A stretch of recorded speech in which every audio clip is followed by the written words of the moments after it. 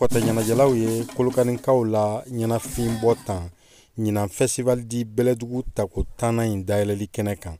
Kabi o yɔrɔ la dɔnko ni seko barabaga caman wɛrɛw ye koba lamagan. Madi Fofana bɛ santan baara in kimɛ.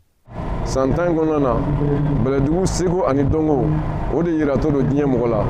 I b'a dɔn n'a fɔra Bɛlɛdugu mɔgɔ hakili bɛ jigin Mali yɔrɔ dɔ la, Mali yɔrɔ dɔ minnu ka seko b'u danna. Parce que seko ni dɔnko dɔ b'an fɛ yan i b'a sɔrɔ Mali kɔnɔ o ɲɔgɔn man ca i n'a fɔ cɛbilenkɛ i n'a fɔ nkusun donc kɔtɛba kɔni bɛ yɔrɔ caman mais olu ye Bɛlɛdugu particularité ye donc seko ni dɔnko ne a bɛ yɔrɔ o yɔrɔ a b'a to a yɔrɔ bɛ bɔ kɛnɛma. Festival di Bɛlɛdugu bɛ laɲɛnamaya ni barosigi kɛnɛw fana ye sɔn.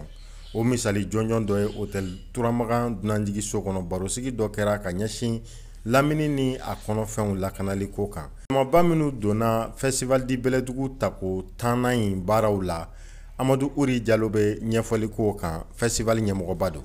Yaasa an ka sigida bɛn bɛ se ka sabati mɔgɔw ni ɲɔgɔn cɛ donc o kama an bɛ yaala sigida caman kɔnɔ ka daminɛ Kolokani ka taa Nɛgɛla ka taa Kangaba donc ça c'est le brassage de 2 aires culturelles Bɛlɛdugu ni Mande ka se ka sensibilisation kɛ ka mɔgɔw la faamuya kɛlɛ ni kɔlɔlɔ ni kasara min bɛ an kan bibi na ka kɛ mɔgɔw yɛrɛ banna ɲɔgɔn na donc ka ɲɛfɔli kɛ ka jeunes sen don sigida ɲɛtaga baaraw la donc o fana ye a hakilina belebeleba dɔ ye ɲinan.